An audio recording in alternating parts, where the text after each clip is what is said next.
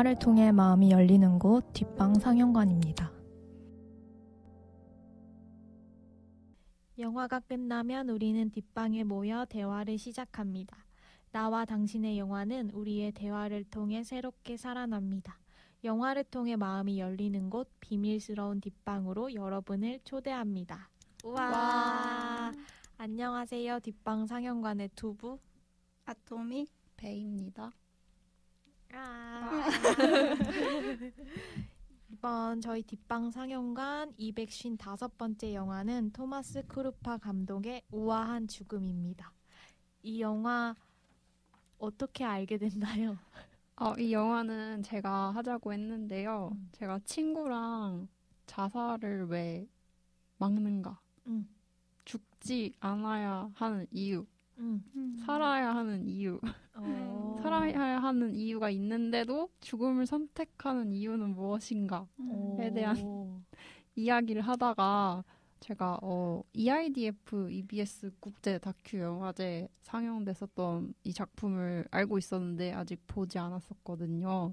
그래서 이 작품이 생각이 나서 이 영화를 고르게 됐어요. 이 영화를 간단하게 소개해드리면 이 영화는 안락사에 대해서 이야기하는 다큐멘터리 영화고요.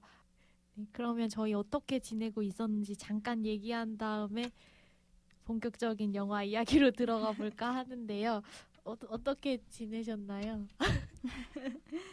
저는 오늘 다큐멘터리 영화를 녹음하게 돼서 생각났는데 그 국립현대미술관 필름앤비디오라는 뭐라고 그럴까요? 그 서울관 안에서 또 특히 영화 관련한 전시를 하는 곳이 있어요. 거기서 지금 미술관을 말할 때 우리가 이야기하는 것들이라는 주제로 다큐멘터리 영화 4편을 상영하고 있는데 이게 4편을 한꺼번에 하진 않고 한 편당 한 3주 정도씩 이렇게 돌아가면서 상영을 해요. 그래서 제가 얼마 전에 미술관이라는 다큐를 보고 왔고 이제 다음 주에는 라익스 미술관의 새 단장이라는 영화를 보러 갈 예정입니다. 근데 여기에 이제 필름앤비디오가 있다는 것도 알고 거의 10년 전에 가봤던 기억이 있거든요. 그때는 이제 필립 갈의 마스터 클래스 전인가 뭐 아무튼 그런 전시였는데 되게 오랜만에 가니까 그 상영하는 곳이 너무 좋더라고요. 너무 깔끔하고 일단 그 경사가 되게 높다고 해야 되나? 그러니까 그 앞과석과의 단차가 되게 높아서 정말 절대로 화면을 가릴 수 없는 진짜 그래서 거의 아이맥스 같은 상영관 가면 엄청 경사가 가파르잖아요. 그 정도로 되게 좋더라고요. 그렇게 돼 있으니까 너무 쾌적하고 여기 왜 안 왔었지? 막 이런 마음이 드는 곳이었습니다. 그래서 저는 좀 그런 미술관에서 일하는 사람들 뭔가 그런 예술가에 대한 관심도 있지만 뭔가 그거를 옆에서 서포트해주는 사람들의 얘기를 되게 좋아하거든요. 그래서 이 전시에 관심이 갔었고 이제 제가 놓쳤던 첫 번째 상영작은 프레더릭 와이즈먼의 내셔널 갤러리예요. 이게 전에 이제 배랑 그 뉴욕 라이브러리에서라는 그 다큐를 했었는데 그 감독님 거거든요. 그래서 이제 그 첫 번째 건 놓쳤지만 나중에 그 이후에 하는 4편은 챙겨서 보려고 지금 계획 중입니다. 좋은 정보. 네. 감사합니다. 저도 가서 보고 싶어요. 너무 제가 하려다 말려 똑같은 말을 하잖아요. 너무 반가운 정보네요. 네. 저는 요새 겨울을 힘들어하면서 보내고 있었던 것 같아요. 너무 춥고 추운 게 너무 힘들더라고요. 올해는 유독. 그래서 조금 이제 2월 넘어가면서 이제 슬슬 봄이 오잖아요. 그래서 그거 기다리면서 보내고 있는 것 같아요. 근데 이번 겨울에 너무 추워서 따뜻한 차를 진짜 이렇게 많이 마셔본 적이 없는데 정말 많이 마셨거든요. 그래서 그 덕분에 잘 지냈던 것 같아요. 네. 어떤 차 좋아하세요? 저는 페퍼민트 가장 좋아하고 근데 이번 겨울에 많이 마셨던 건 뽕잎차를 많이 차? 네. 엄마가 사줘가지고 그게 뭐 어디 좋다고 하던데 그래서 뽕잎차를 많이 마셨는데 그거 되게 뭐라 해야 되지? 딱 우리나라 차 같은 느낌이에요. 그래서 술술 잘 넘어갑니다. 네. 무슨 맛이에요? 뽕잎차는? 녹차랑 비슷하진 않. 뭐라고 설명해야 돼요? 딱 마셔보면 알 텐데. 구수한 맛? 씁쓸?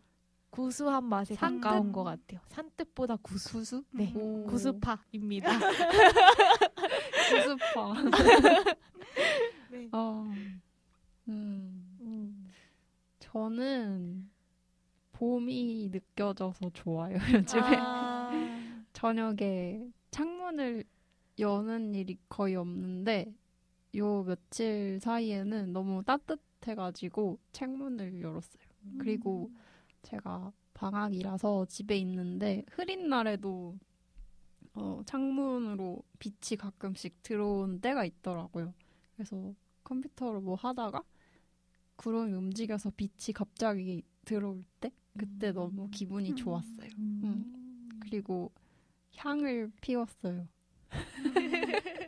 향을 피울 수 있는 이유는 창문을 열어야 하잖아요. 향을 피울 때. 근데 너무 추우면 창문을 못 여니까 향을 못 피우잖아요. 네. 근데 이제는 향을 피우면서 창문을 열 수 있었어요. 그래서 기분이 좋았습니다. 재밌네요. 그러면 저희 뒷방상영관 홍보 한번 하고 넘어갈게요. 뒷방상영관에 인스타가 있습니다. 다음 달 상영작 소개와 좋아하는 장면 등을 올리고 있으니 많이 팔로우해주세요. 또한 영화 추천이나 방송 후기 등 전하고 싶은 이야기가 있다면 인스타와 팟빵 댓글, 이메일, 익명 메시지를 보낼 수 있는 에스크드 등으로 저희에게 전해주세요. 에스크드와 이메일 주소는 인스타 프로필 또는 팟빵 소개란을 참고하시면 됩니다.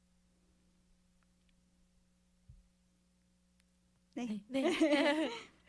그럼 저희 영화 우아한 죽음 얘기 본격적으로 시작해 보도록 하겠습니다. 저희가 이번 영화는 뭔가 얘기가 그냥 인물에 대한 질문을 몇 가지 가져와서 그 질문에 답해 보면서 궁금했던 거나 의문스러웠던 거 이런 거 얘기하면서 진행을 해볼까 합니다. 먼저 자넷에 대한 얘기를 좀 나눠볼까요? 영화의 주인공인 자넷.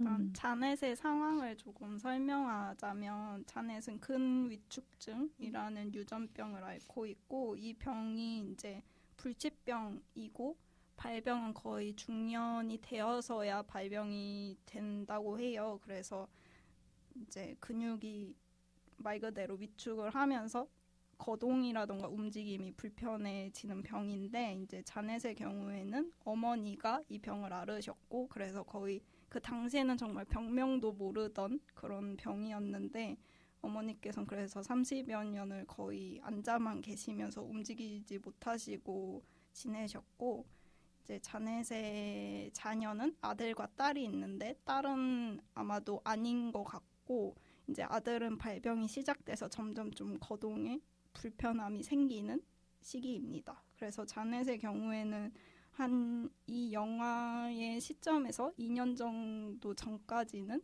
이제 스스로 움직이고 생활하고 집도 뭐 청소할 수 있을 정도의 상황이었지만 이게 급격히 악화되면서 그렇게 남의 도움 없이는 생활하기가 힘든 상태가 되었고 결국 스위스로 가서 안락사를 하기로 마음을 먹었고 거의 1년 동안 주변인들에게 이 사실을 알리면서 그 안락사를 하는 과정을 보여주게 됩니다. 네. 그래서 일단 자넷이 왜 안락사를 하기로 마음 먹었을까에 그런 이야기부터 해볼까요? 자넷의 선택. 저는 딱 자넷을 생각하면 드는 생각은 근데 이 다큐멘터리에서 신에 대한 얘기가 많이 나오잖아요.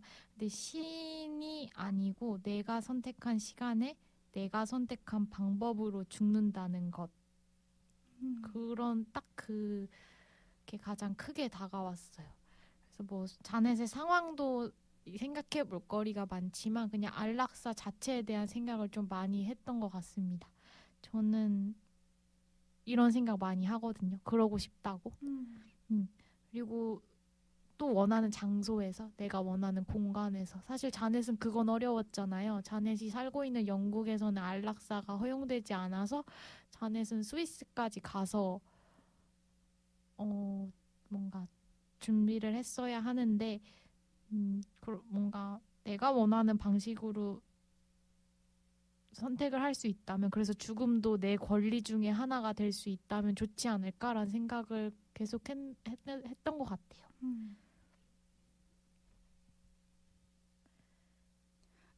근데 안락사라는 거에 대해서는 되게 옛날부터 이제 논쟁이 항상 있었잖아요. 뭔가 그리고 학교 같은 데에서도 토의 토론 같은 거 할 때 좀 많이 주제. 나오는 주제였고.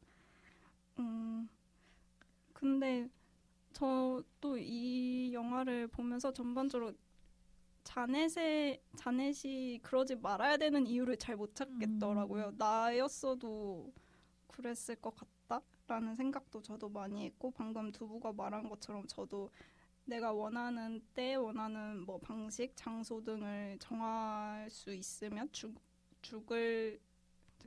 내가 원하는 때에 죽을 장소, 방식 등을 정할 수 있으면 좋지 않을까 생각을 저도 하는 사람이라서 사실 자넷의 선택에 대한 의구심은 없고 이제 주변 반응과 제3자가 봤을 때 이게 법적으로 시행이 돼야 된다 말아야 된다 하더라도 사람이 그래도 되나 이런 생각이 좀 든 것 같아요. 맞아요. 그래서 이 영화 자체도 이 다큐멘터리 자체도 자넷이 왜 그런 결정을 했는가에 대해서는 되게 깔끔하게 설명하고 나머지 부분은 대부분 자넷이 그래서 그걸 주변 사람들에게 어떻게 납득시키고 또 주변 사람들을 위해서 어떤 준비를 하는지를 보여주는 게 주된 다큐멘터리의 내용인데 그래서 뭔가 좀 인상 깊었던 건 안락사를 하겠다는 건 사실 자넷 스스로 혼자 내린 결정이잖아요. 근데 죽음을 이별이라고 생각한다면 이별은 또 함께하는 거잖아요. 그래서 뭔가 자넷이 정리하는 걸 또 도와주기도 하고 지지해주기도 하고 아니면 또 말리기도 하고 그런 과정들을 좀 섬세하게 보여줬던 것 같습니다. 근데 저는 그 자넷이 이별을 착실히 준비할 수 있어서 너무 좋긴 했어요. 대부분의 뭔가 자살이 아니더라도 대부분의 죽음은 준비할 시간이 많지 않은 경우도 많잖아요. 준비를 할 수 없는 경우가 더 많은 것 같아요. 근데 자넷 같은 경우는 1년 동안 고민하면서 그 고민 기간 내내 주변 친구들과 자신의 죽음에 대해서 충분히 얘기를 했을 것 같고 또 그거를 하나하나 집도 정리하고 자기가 가지고 있는 물품들도 정리하면서 엄청나게 잘 준비를 했던 것 같아요. 근데 그게 너무 좋아 보였어요. 맞아요.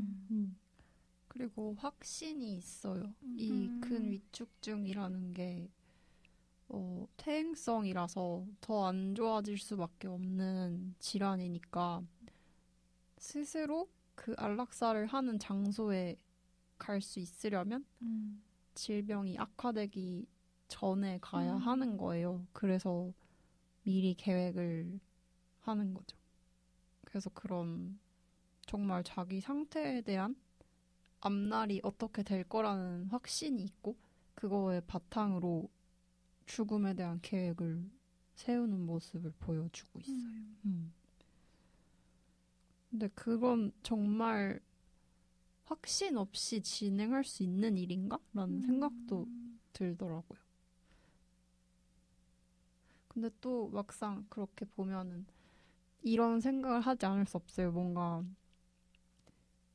고통스러운 삶, 그리고 더 나아질 가능성이 하나도 없어야 안락사가 가능하다라는 생각? 그래서 안락사를 할 때 뭔가 더 나아질 가능성 없고 정신적으로 건강하고 정말 자신의 선택이 확실하고 이런 것들을 뭔가 관문처럼 거쳐가야 하는 것 같아요.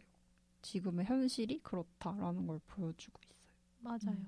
근데 사실 죽는 날짜가 정해지고 그 남은 시간이 딱 정해지면 그 시간 되게 소중할 것 같아요. 그래서 그 시간 동안 자넷이 스스로 뭐 좋아하는 것이랄지 뭔가 근위축증으로는 그것도 자넷의 일부지만 자넷은 또 다른 것들로 이루어진 사람일 거 아니에요.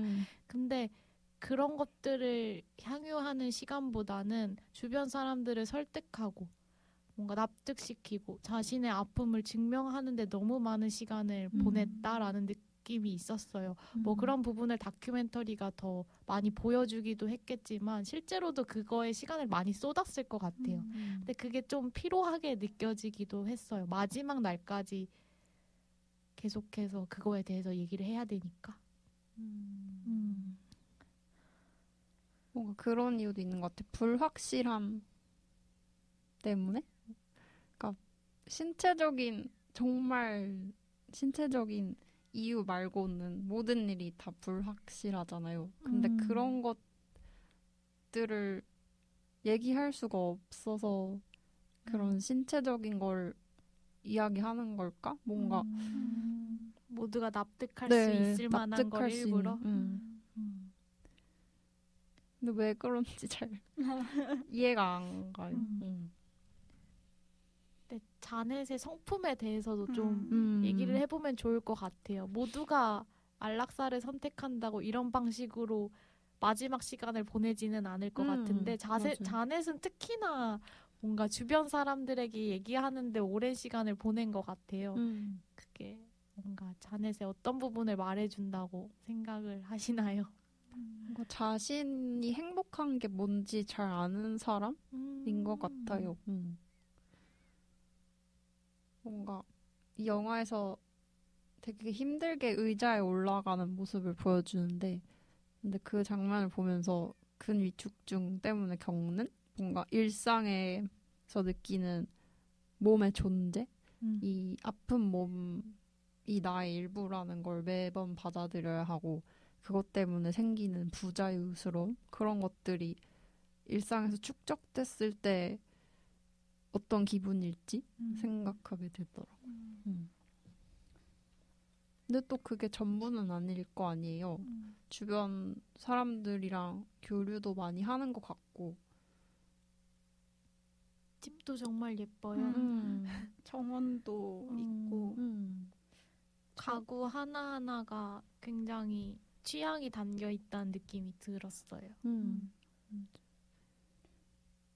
저는 자넷 보면서 사실 자넷의 이제 남편인 도는 요양병원인지 아무튼 병원에서 생활을 하고 있는 거잖아요.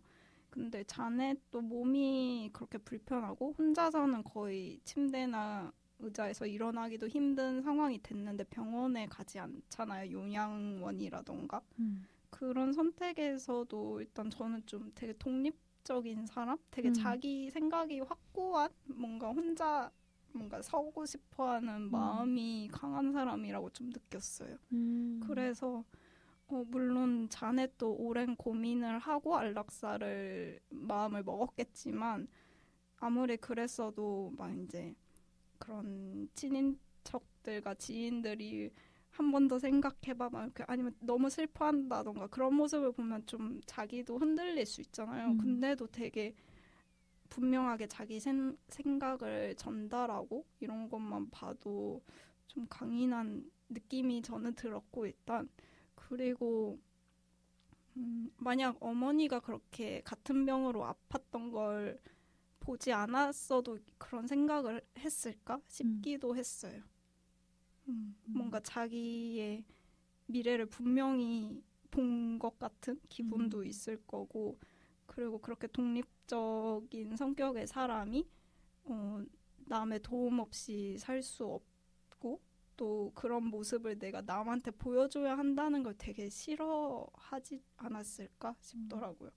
저는 앞에 말한 것처럼 뭔가 내가 원하는 때 죽고 싶다 이런 생각을 하는 게 사실 대부분의 사람들은 요새 나이가 많이 들면서 몸이 아파지고 그러면서 돌아가시는 경우가 많잖아요.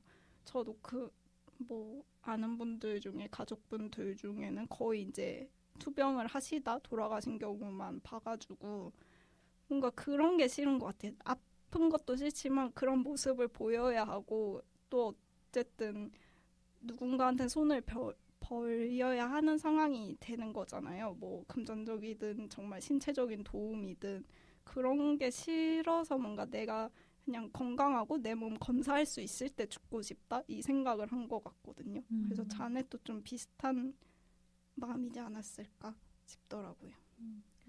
그래서 근데 그런 자넷의 모습 독립적이고 좀 주체적인 자넷의 모습에서 되게 양가적인 감정이 드는 것 같아요. 어떤 면에서는 굉장히 스스로 내린 결정이고 존중받아 마땅하다라는 생각이 드는 한편으로는 뭔가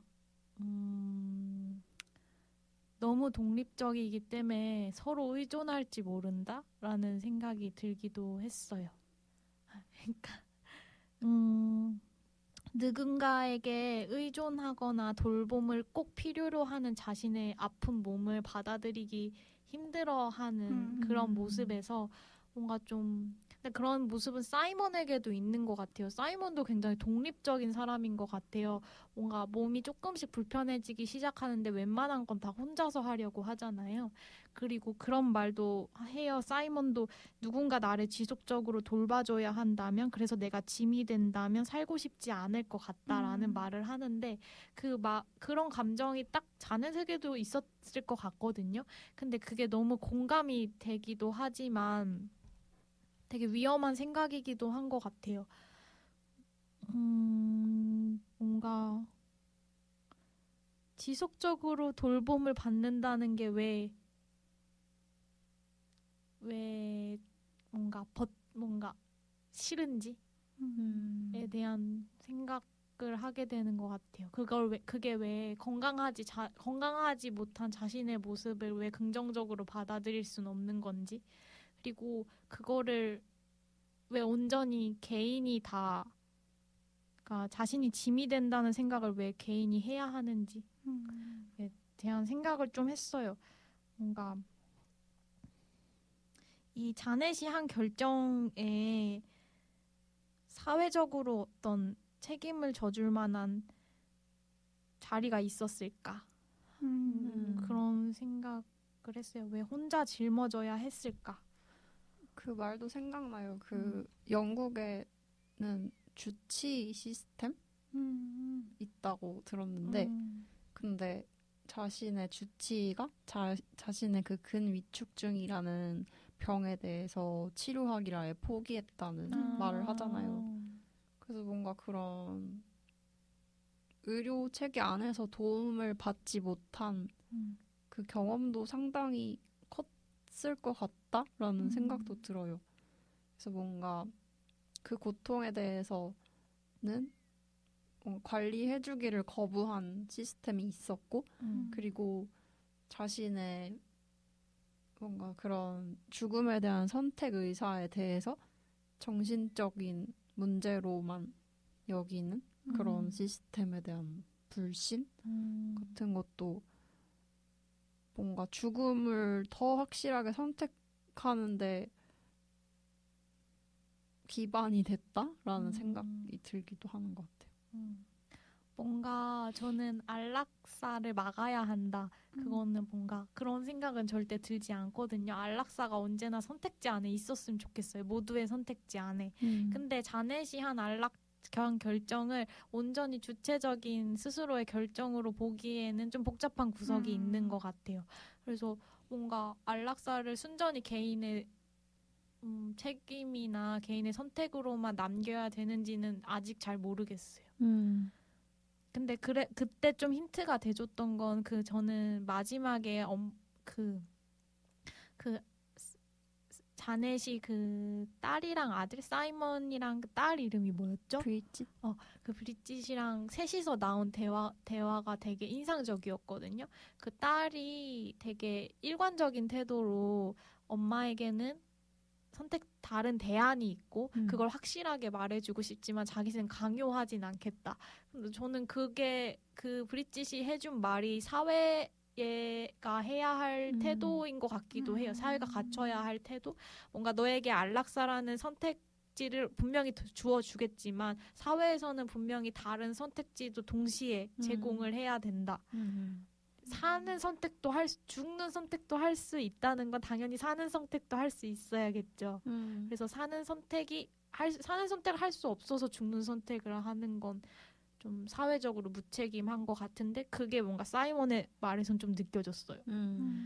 사회적으로 책임을 지고 안락사라는 것이 허용이 되려면 사회에서는 죽음 말곤 다른 선택지가 없다라는 생각은 일단 하지 않게 해야겠네요. 삶의 가능성을 정말 많이 만들어줘야 되는데 그게 사회가 할 일인데 근데 그중에 안락사도 하나 있을 수 있다는 거죠. 네. 근데 그렇게 되면 정말 그건 모든 대안이 잘 갖춰져 있을 때 개인이 하는 선택이라면 정말 믿음직스러울 것 같아요. 맞아. 그리고 그런 자살과는 다르게 안락사는 아주 오랜 계획과 준비가 같이 있다는 점에서 그리고 그러한 사회적인 뭔가 가능성을 제시하는 것도 다 이루어진 상태라면 많은 사람들이 받아들이기 쉬울 것 같다는 생각이 들어요.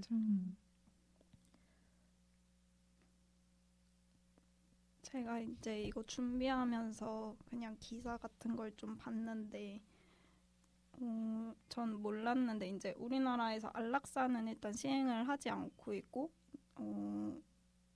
그런 연명 치료를 중단할 수 있는 그런 법은 있지만 그게 대부분 이제 말기 암 환자들한테만 해당이 되고 그리고 이제 호스피스라고 하죠. 보통 그런 이제 좀 죽음을 준비해 가는 그런 병동들이 있잖아요. 적극적인 그런 항암 치료를 한다던가 그러지 않고 그런 것도 자리도 매우 부족하지만 조건이 뭔가 그런 치매 환자 이런 분들도 안 되고 암에 되게 집중되어 있다고 해요. 일단 그런 게 있는데 우리나라에서도 한 2년 전쯤에 그런 안락사를 법으로 합법화를 하자는 목소리가 나왔지만 아직 뭔가 우리나라가 그런 호스피스도 제대로 못하는데 이걸 할 수가 있느냐 문화적으로도 사람들의 생각이 그거를 점점 더 넓혀서 단계적으로 해야 되지 않냐 그런 목소리들이 있더라고요. 그리고 이제 심지어 의료진의 입장에서도 뭔가 죽음을 대학에서 배우지 않는다. 약간 그런 말을 하는데 그게 되게 이해가 됐어요, 사실.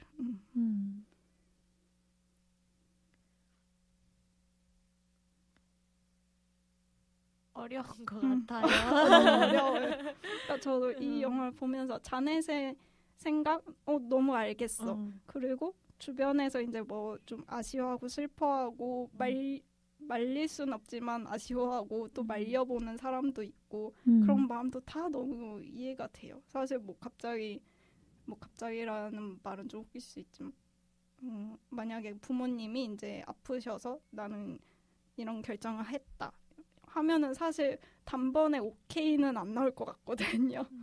그래서 참 어려운 문제다라는 생각이 들어요. 뭔가 아직까지도 뭔가 내 선택지 안에 안락사가 있으면 좋겠다라는 생각이 들지만 타인이 안락사를 선택했다고 했을 때 그러면 사는 게 그렇게 좋지 않았던 걸까라는 생각이 먼저 드는 것 같아요. 뭔가 사실 나의 죽음에 대해서 생각할 때는 뭔가 별로 그렇게까지 감정적이어지지 않고 뭐 그럴 수도 있는 거 아니야? 뭐 언젠가는 충분히 살았다고 생각할 수도 있잖아. 이런 약간 가벼운 마음을 가지게 되거든요. 근데 내가 사랑하는 주변 사람들이 그런 선택을 했다면 뭔가 책임감도 들 것 같고 뭔가 미안한 마음이 들 것 같아서 아쉬운 마음. 그래서 그 주변인들이 취해야 될 태도도 참 어려운 것 같아요. 맞아요. 그리고 이게 좋은 죽음이라는 제목이잖아요. 네. 근데 그럼 제가 알기로는 되게 많은 윤리관들의 기준이 나의 좋음? 그러니까 그런 주관적인 것을 바탕으로 많은 뭐랄까 윤리 그리고 법 이런 것들도 만들어졌다고 알고 있어요. 그래서 예를 들면은 폭력 같은 경우에 내가 누군가를 때렸을 때 그리고 또 맞았을 때 기분이 안 좋고 슬프고 이런 진짜 기본적인 그러니까 왜 그래야 하는지 만약 외계인이 지구를 보았을 때 이거는 안 되고 이거는 되는데 그런 기준을 어떻게 만드느냐 그래서 그런 기준을 볼 때 개인이 느끼는 그런 감정과 느낌도 중요하다라고 알고 있는데 근데 뭔가 좋은 죽음, 그러니까 죽음이 좋다고 느끼게 되는 그런 조건들을 만드는 게 중요하다는 생각도 들어요. 죽음을 일단 항상 되게 어둡고 뭔가 무섭고 안 좋고 이런 그래서 말을 꺼내는 것도 되게 조심스럽고 힘들어하는 문화가 좀 전반적으로 많잖아요. 그게 가장 큰 뭔가 첫 번째 산이 아닐까 싶어요. 뭔가 이런 합법화되고 대중 좀 더 인식이 개선되기 위해서는 뭔가 그런 처음에 나왔던 시를 읽는 장면에서 짐을 내려놓는다? 그런 표현이 있었던 것 같은데 확인해봐야겠지만 근데 그런 진짜로 죽음에 대한 선택이 좋다고 느껴지려면 그런 짐을 일단 주변에서 거들어줄 수 없고 그런 뭔가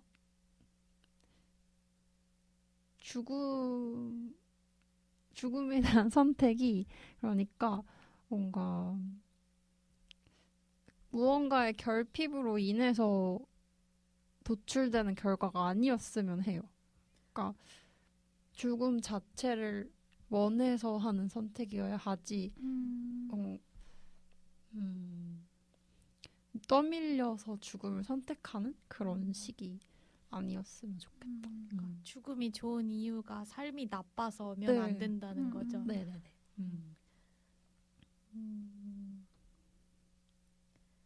그럼 삶이 너무 좋은데 죽음을 선택하는 경우가 있을까요? 근데 저는 죽음을 선택하는 것보다 중요한 건 그냥 어쨌든 사람은 죽는데 내가 원하는 시간에 원하는 장소에서 원하는 방식으로 죽는 것 그게 중요한 것 같거든요. 뭐 죽음 자체보다는 그래서 뭔가 그게 여기서 죽음의 자신의 삶을 끝낼 권리에 대한 말이 나오는데 그 권리는 뭔가 죽음을 선택하는 것 자체도 있지만 뭔가 그 방식이나 시간을 스스로 결정한다가 가장 큰 것 같아요.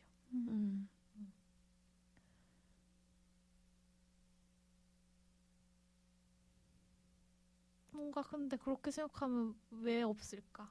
당연한 거 내가 선택해야 되는 거 아니야? 라는 생각이 들기도 해요.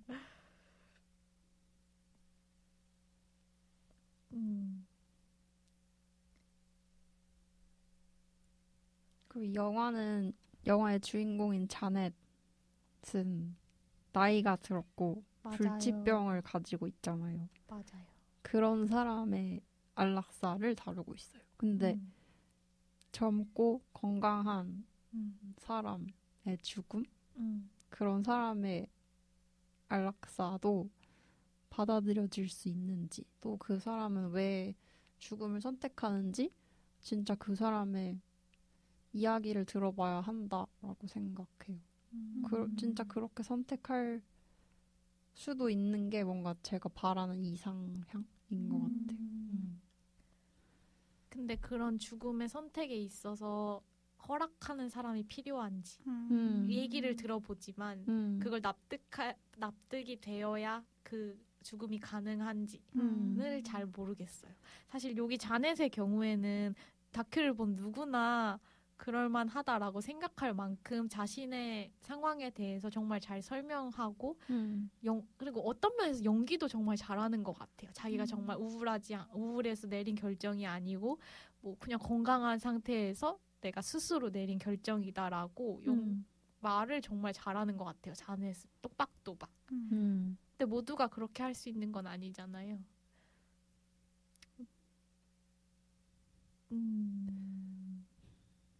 주변인들과 타인이 납득하는 게 자넷에겐 왜 그렇게까지 중요했을까?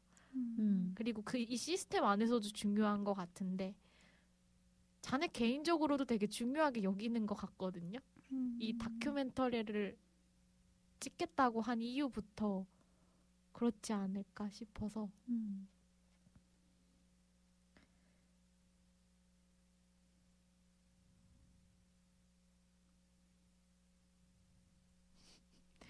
무슨 말 하는 건지 잘 모르겠어. 아니야. 근데 저는 자넷이 그렇게 뭔가 다른 사람들의 동의를 얻는다 해야 되나? 뭔가 납득시키고 싶어하는 마음은 시스템이 그래서라고 저는 그냥 그렇게 느꼈어요. 일단 만약에 일단 자기가 살고 있는 영국에서 할 수 없는 일이고 게다가 자기 주치가 자기를 포기했고 게다가 안락사 얘기를 하니까 자신을 정신과로 보냈고 이런 경험이 있으니까 그 안락사를 할 수 있는 방법이 너무 그 과정이 힘겨우니까 뭔가 거쳐야 할 게 많아서 이거를 하기 위해서는 어쩔 수 없는 것 같아요. 그래서 그 자신의 이런 경우를 보여주고 싶어서 영화를 찍은 것도 뭔가 이게 좀 더 사람들의 사회적 인식을 좀 더 개선하고 이게 방법이 편해져야 좋다고 하는 말이 사실 맞는 말인지 모르겠어요. 근데 어쨌든 뭔가 자신 같은 사람들한테 좀 더 도움이 될 수 있는 뭔가를 생각해 볼 수 있는 거면 좋겠다. 그런 생각이 아니었을까 싶어요. 맞아요. 저는 자꾸 답 없는 질문만 생각하는데 근데 사실 삶을 사는 모습을 생각해보면 죽음이라는 거 말고 진짜 삶만 생각했을 때 자기 삶에 있는 게 나뿐만이 아니잖아요. 관계로 삶이 이루어져 있고 그런 것들을 다 돌보아야 좋은 삶이고 그게 좋은 죽음으로 이어진다고 생각해요. 그래서 그런 주변인들한테 말하는 과정도 어느 정도는 뭐 사회적인 그런 논란이 될 만한 것들을 해명하는 식으로도 들릴 수도 있지만 뭔가 같이 삶을 살아온 그 같이 만들어온 시간들에 대한 배려랑 사랑 그리고 예의 그런 것들도 많이 있는 것 같네요.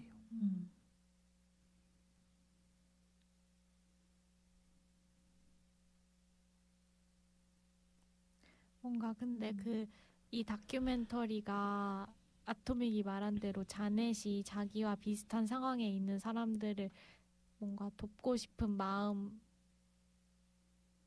일부 있다면 근데 그거 사이먼이랑도 되게 그런 비슷한 것 같아요. 자넷은 다큐멘터리를 찍는 것이 그 방법이었고 사이먼은 연구를 계속 하잖아요. 그것이 자기를 돕는 일이기도 하지만 자신과 비슷한 뭔가 상황에 있는 사람들을 돕는 방식이기도 하잖아요. 근데 그렇게 생각하면 이 둘은 뭔가 자넷이 안락사를 생각하는 게 자칫 뭔가 삶을 가볍게 여기고 삶에서 도망치는 거라고 생각할 수 있지만 그게 아니고 되게 무겁게 여기고 있고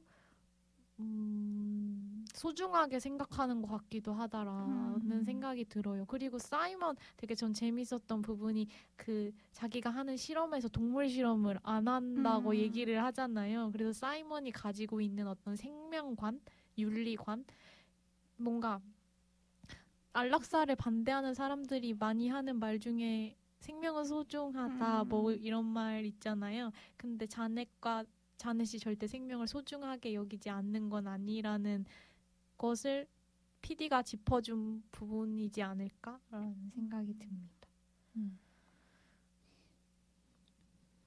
그 생명은 소중하다라는 말 자체도 그냥 그렇게 들으면 쉽게 납득할 수 있는 말일지도 모르지만 근데 왜 그런가 자꾸 질문을 하게 되는데 근데 그런 게 다 느낌인 것 같아요. 진짜 살아봤을 때 느끼는 느낌들?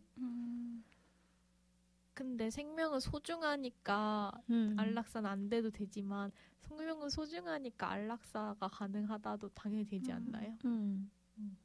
소중하니까 당연히 되죠.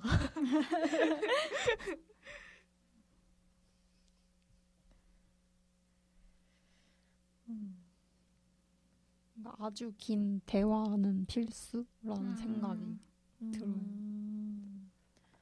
충분히 삶에 대해서 숙고를 해봤다. 그런 과정? 그 과정이 있어야 하는 이유는 왜일까요? 약간 숙려 기간을 말하는 건가요? 네. 자넷의 경우는 11개월 동안 고민을 했고 그 다음에 그 누가 한 말인지는 모르겠는데 그 아들인가 딸 중에 한 명이 엄마가 깊이 생각해봤다는 확신이 드는 한 기꺼이 존중하겠다라고 얘기를 하거든요. 그래서 이 안락사 같은 경우는 깊게 생각해봤다는 게 굉장히 중요한 포인트긴 한 것 같아요. 맞아.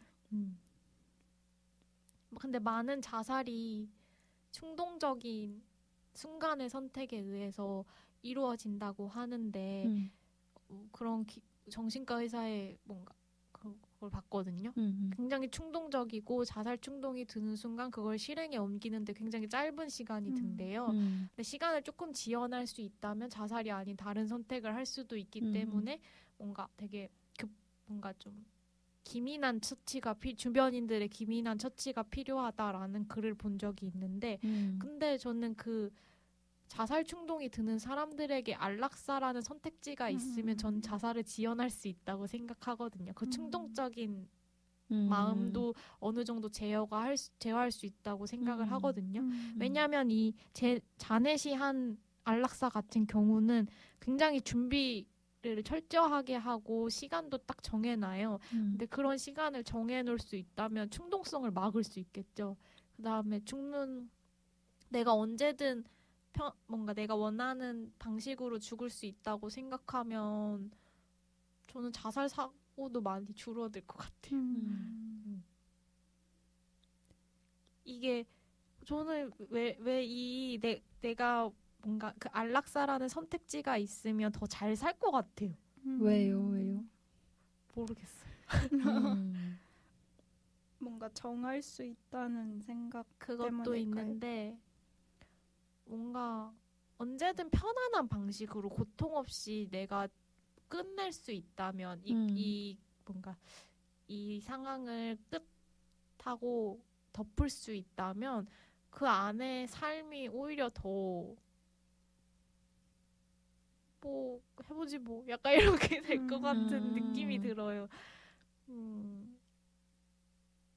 왠 저는 언제 죽을지 모르고 내가 너무너무 오래 살 수도 있다는 게 오히려 두려워요. 가끔은. 뭔가 생이 너무 무겁게 느껴지지 않는 네. 그런 기분일까요? 네. 저도 좀 얘기를 들으면 생각을 해봤는데 그런 숙고가 필요한 이유는 그 자기 자신을 위한 일 같아요. 주변 사람들이 너가 최선의 선택인 걸 알면은 안락사를 동의하겠다라고 하는 것도 다 그 당사자를 위한 일이라는 생각이 들어요. 그 사람이 최선의 선택을 할 수 있게 돕기 위해서.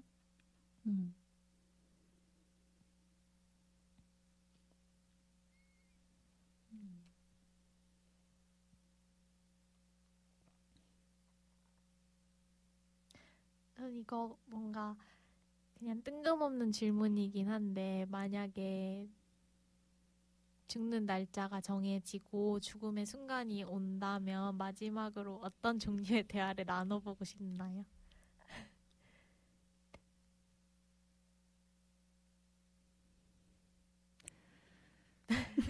근데 저 대화를 나누다 보면 살고 싶을 것 같아요. 아, 진짜요? 저도 주제를 생각해봤는데 너무 생에 가까운 것들이긴 했어요. 저는 뭐 자연이 얼마나 아름다운지 이 내가 아닌 다른 존재들에 대해서 얘기하고 싶을 것 같거든요. 왜냐면 죽음에 대해 고민할 때까지 자신에 대해서 얼마나 많이 생각을 했겠어요. 그래서 마지막 대화는 나에 대해서 얘기하고 싶지가 않을 것 같아요. 근데 저도 약간 비슷한데 지금 딱 떠올렸을 때 뭔가 살면서 좋았던 거, 뭐 말하는 사람과의 추억 이런 거를 얘기해야 되나 하다가 그러면 저도 왠지 그때 좋았는데 약간 다시 아이스크림 또 먹으러 가자 약간 이렇게 될 것 같은 거예요. 그래서 오히려 그런 결정을 내린 이후라면 물론 그런 안락사 할 때 언제든지 취소할 수 있다 이런 이야기도 하잖아요. 그 전에. 근데 어쨌든 내가 그 결정을 내리고 이제 마지막 대화를 하는 거라면 그냥 앞으로 어떻게 지낼 건지를 물어볼 것 같아요. 뭐 할 거야 이제 뭐 그러지 않을까요? 다른 사람들이요? 네, 그 상대방이 어떻게 지낼 건지 뭔가 제 얘기를 그러니까 제 삶은 충분히 고려를 제 삶은 충분히 생각을 했을 것 같고 그 전에 그러니까 괜히 이제 추억 생각은 이제 끝 다 했고 미리 그 순간에는 이제 앞으로 더 살 그 상대방의 얘기를 듣고 그냥 응원을 해주고 그렇게 굿럭하고 가고 싶지 않을까 그런 생각이 순간 들었어요. 저는 장례식에 참가하고 싶어요. 자신의 장례식? 네. 진짜로 정말 죽음을 결심하고 그랬다면 장례식에서 하는 얘기들을 듣고 싶어요. 아, 주변 사람들이요?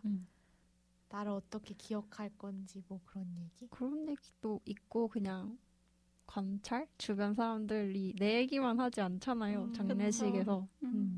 근데 저 이 다큐멘터리가 되게 긴 자넷의 장례식 같다는 생각도 들었어요. 왜냐면 주변 사람들이 충분히 울기도 하고 자넷에 대해서 되게 많이 얘기를 나눌 것 같거든요. 근데 그걸 본인과 함께 나눌 수 있다는 점이 너무 좋을 것 같아요. 맞아요.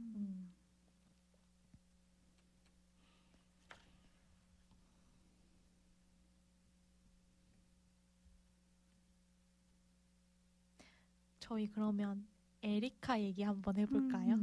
에리카는 그 자넷의 안락사를 돕는 스위스 어떤 단체에서 일하는 의사예요. 그래서 그분에 대한 얘기를 좀 해볼까 합니다. 저는 이 영화가 저희가 딱 만나서 한 얘기가 이 영화가 되게 무난했다라는 말이었는데요.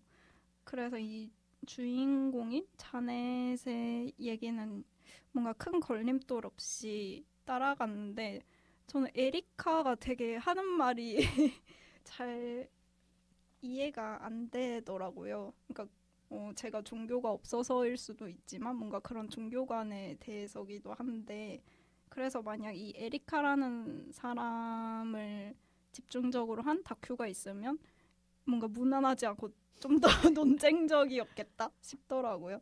그래서 에리카가 어떤 말을 했냐면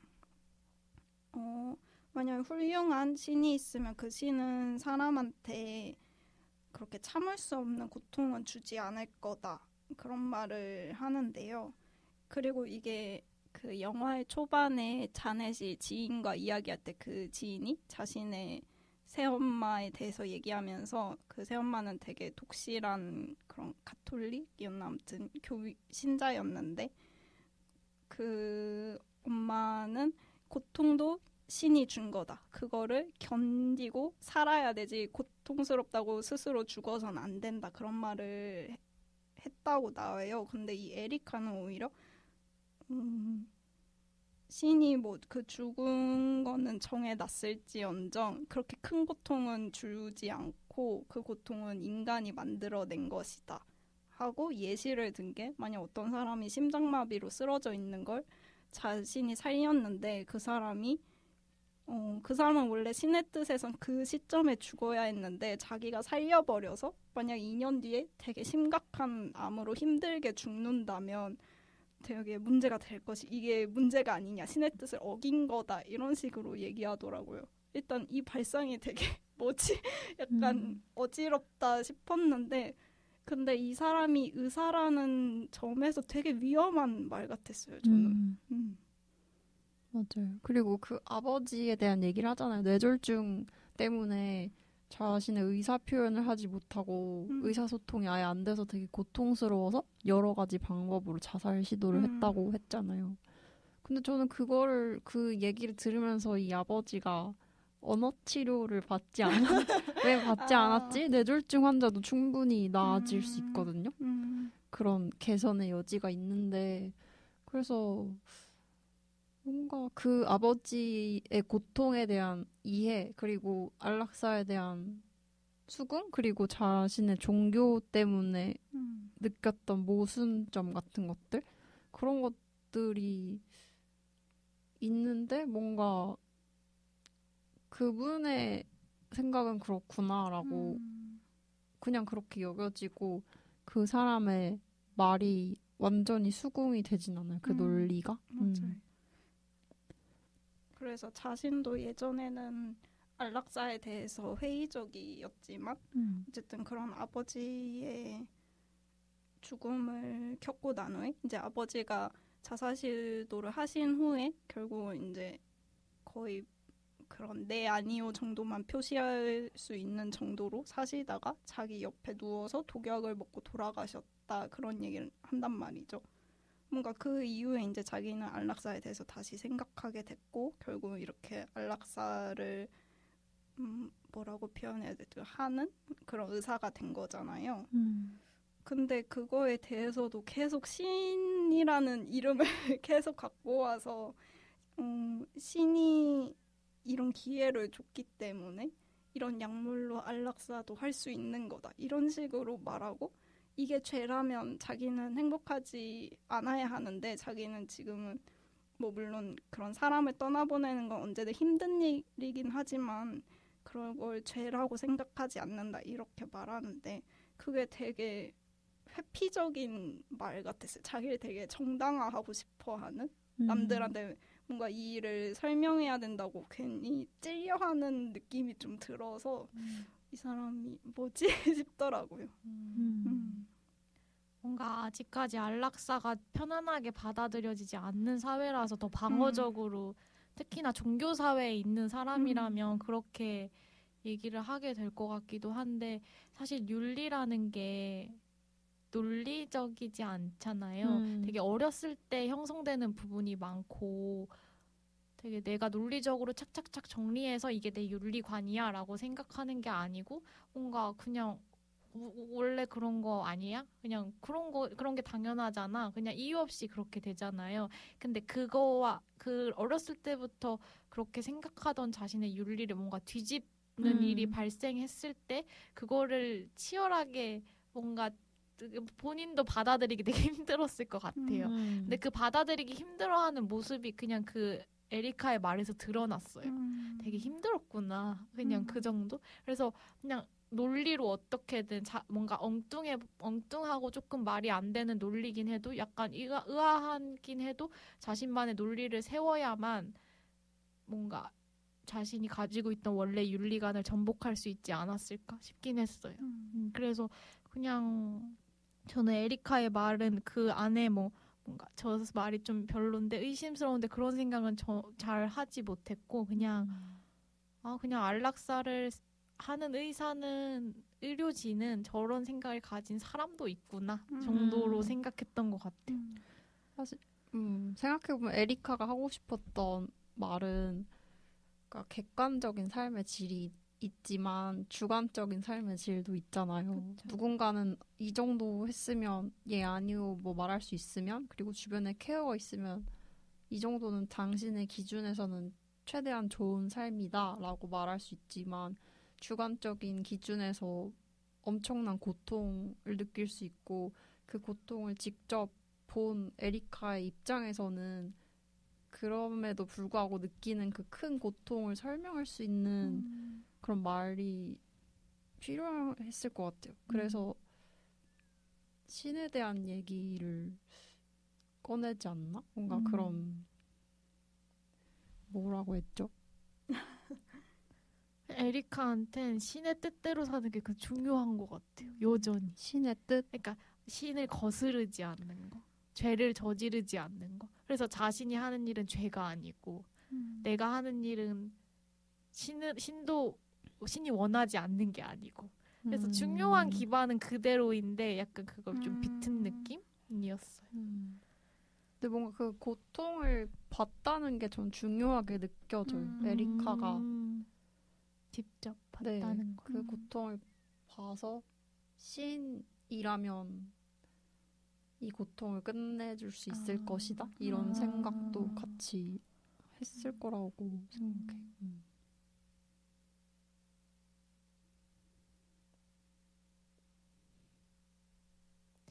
근데 뭔가 에리카의 이야기는 하지 않았을 수도 이 이야기는 아무튼 자넷을 중심으로 흘러가는 거잖아요. 그래서 에리카의 얘기를 더불어 해줬을 때 약간 이 다큐멘터리에서 논의하는 폭이 좀 넓어졌다는 생각이 들긴 했어요. 그러니까 안락사를 생각하면 그 당사자만 생각하기 쉬운데 이 다큐멘터리 안에서는 당사자, 주변인, 의료진까지. 의료진이 가지고 있는 어떤 정신적인 트라우마나 스트레스도 굉장히 클 거 아니에요. 그런 부분을 드러내고 싶었던 것 같기도 해요. 이 안락사라는 게 개인의 선택이기도 하지만 사회에 엄청나게 촘촘하게 연결되어 있는 어떤 이것에 많은 사람들이 가담하고 있다? 이런 걸 드러내고 싶었던 것 같기도 해요. 그래서 의료진 인터뷰를 굳이 넣지 않았을까?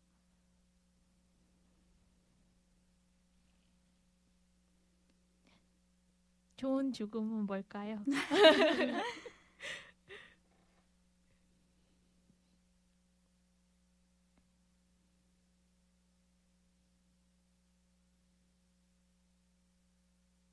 자넷이 뭔가 마지막 장면이 나오긴 하잖아요. 다큐멘터리에. 그 장면은 어떻게 보셨어요? 저는 어디까지 카메라가 있을지가 좀 조마조마했어요. 내가 어디까지 이 사람이 어디까지 보여주려고 하는지 그리고 내가 봐도 되는지 약간 그런 마음이 들긴 하더라고요. 그래서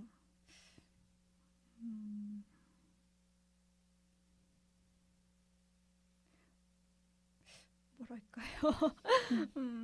뭔가 설명하긴 복잡하지만 아주 슬프지도 않고 뭔가 자넷은 그리고 비행기 타고 갔을 때도 되게 좀 뭔가 이렇게 업돼 있는 막 미소도 짓고 뭔가 복잡하긴 하면서도 기대라고 표현해야 될까요? 뭔가 자기가 드디어 원하던 걸 하러 간다. 약간 그런 좀 좋은 감정이 들어있다고 느꼈거든요. 저는 얼굴 표정 같은 거에서.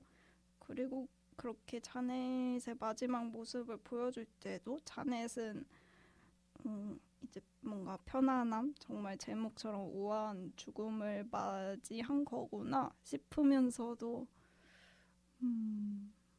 계속 뭔가 마냥 좋지만은 않은 것 같아요. 그 기분이. 그걸 보고 있는 제 모습이. 저도 비슷했어요. 저는 근데 사실 내내 자넷한테 이입해서 보고 있었거든요. 자넷 공감된다. 나라도 저럴 것 같아. 근데 마지막 순간에 주변인에게 이입해서 보게 되더라고요. 되게 자넷의 선택을 존중하지만 동시에 굉장히 아찔했어요. 그래서 죽음이구나. 죽음이 결코 가벼운 건 아니구나. 이런 느낌이 들었어요. 저도 자넷을 계속 지켜보게 되잖아요.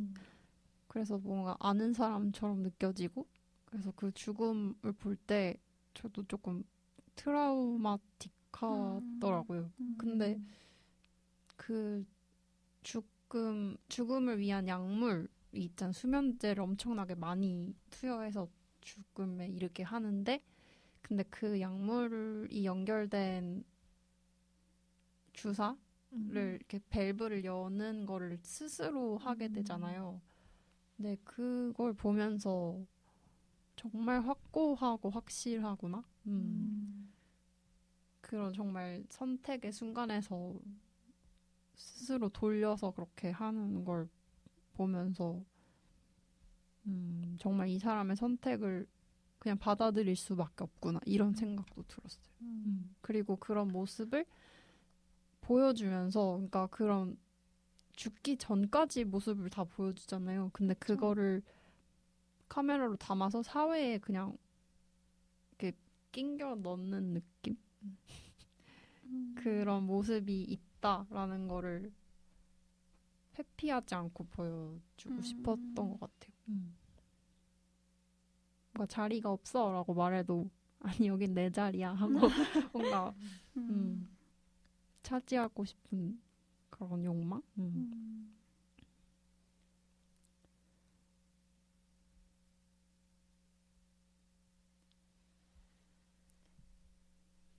더 할 얘기가 있을까요? 이거는 네. 딴소리인데 네. 그런 생각, 뱀파이어에 대한 이야기. 그러니까 여기서 나오는 죽음은 뭔가 그렇게 불치병이 있고 나이 든 사람의 죽음이잖아요. 근데 어떤 뱀파이어가 있다고 생각하면, 그러니까 신체 건강한 몸으로 뱀파이어의 삶을 살고 있는데 어느 날 많은 삶을 살다가 이젠 죽어도 된다라는 생각이 들 때, 그때 뱀파이어의 자살은 저는 정말 하나도 이상하게 느껴지지 않거든요. 그래서 죽어도 좋다라는 감정은 무엇인가? 이런 게 궁금해요. 어떻게 느끼시는지. 그게 참 주관적인 것 같기도 하고.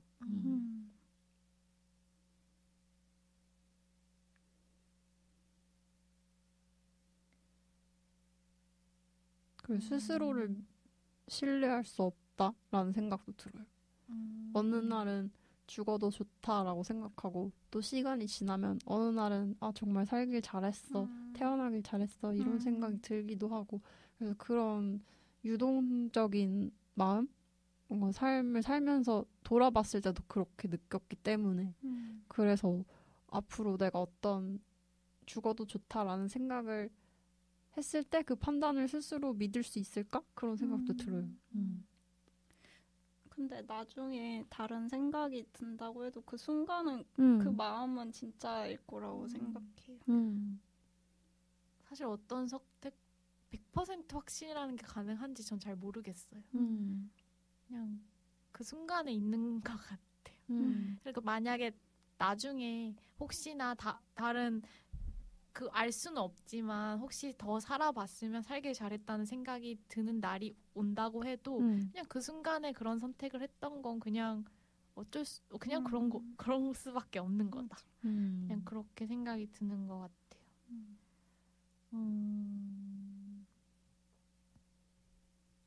근데 저는 어디서 정희진 교수님 책에서 그런 말을 본 적이 있거든요. 죽음의 반대말은 호기심이다.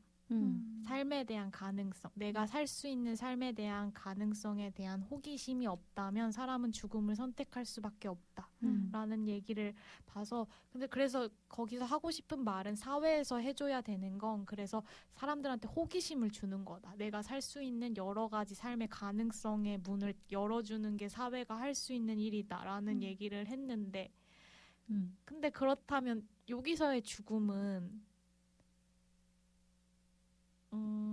삶이 나쁘기 때문에 죽는 거잖아요. 그러니까 삶이 좋아도 죽을 수 있을까?에 대한 뱀파이어 같은 경우는 뭔가 모르겠네요. 호기심으로 그걸 설명할 수 더 이상 호기심이 없어서. 근데 호기심이 있어도 전 죽음을 선택할 수 있다고 생각하거든요. 모르겠어요. 잘 모르겠어요. 더 모르겠네요.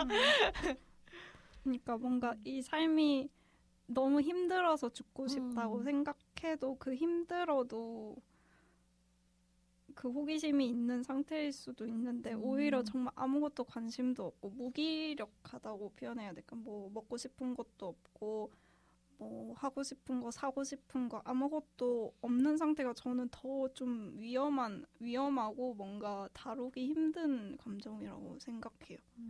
힘들면 오히려 되게 우울하고 너무 힘들고 그러면 오히려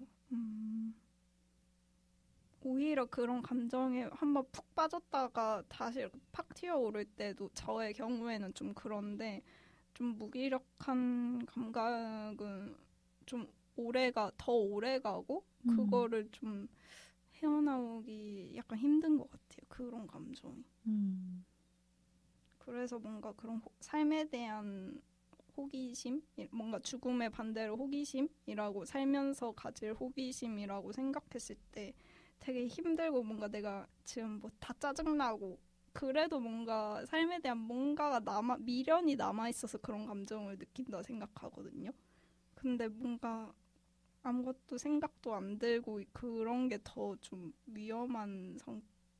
위험하다 표현해야 될까요? 뭔가 삶에 대한 미련이 없는 상태라고 좀 생각해요, 저는.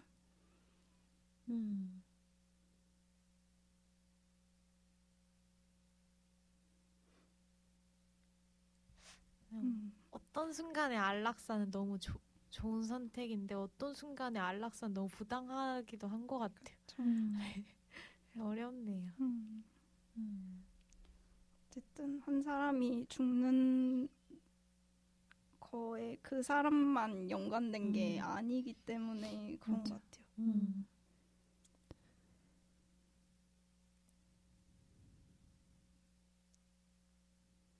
여기까지 할까요?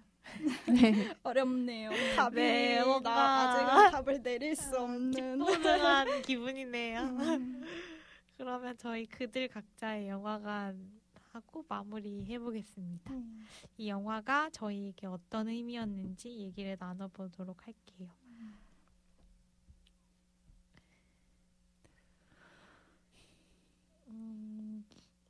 저는 예전부터 안락사에 대한 생각을 많이 하긴 했거든요. 너무 있으면 좋겠다, 우리나라에도.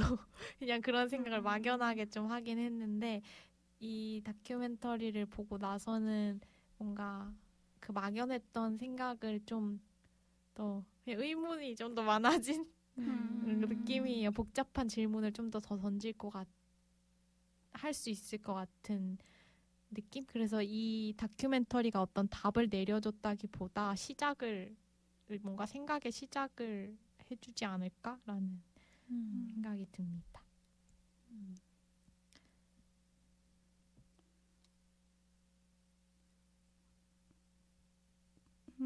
저는 저희가 리허설 때도 잠깐 얘기한 게 여기서는 되게 감독의 목소리는 거의 들리지 않은 것 같다라는 말을 저희가 했거든요.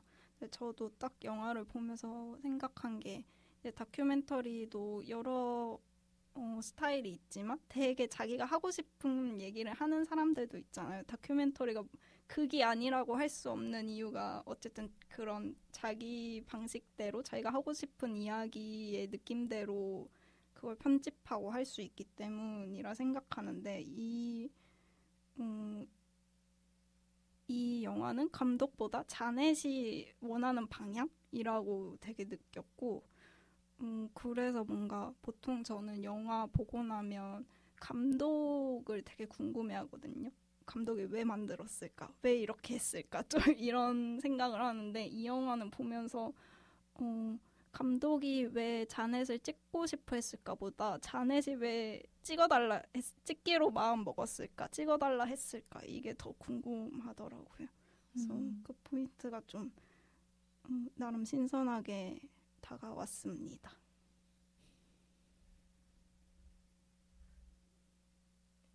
배씨.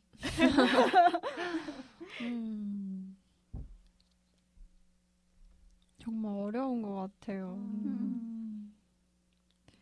뭔가 누군가 죽음을 선택한다고 했을 때 그 사람을 일단 1차적으로 조금만 더 살아봐라고 말하고 싶다는 생각이 일단 들고요. 근데 그럼에도 왜 그래야 되는지를 어떻게 말할지 잘 모르겠어요. 그러니까 많은 삶의 많은 옵션들을 일단 알려주고 싶고 그런데도 그 사람의 선택이 그러면 그것을 받아들여야 하는데 뭔가 제일 정의롭고 제일 최선의 방법을 자꾸 찾고 싶어서 그런 생각을 하는 것 같아요.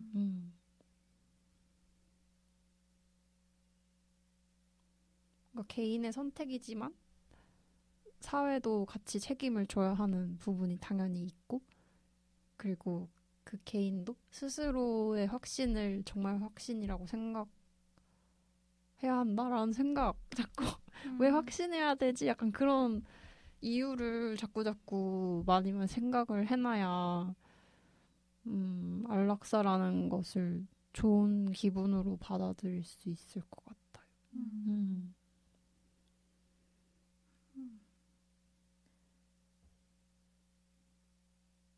네.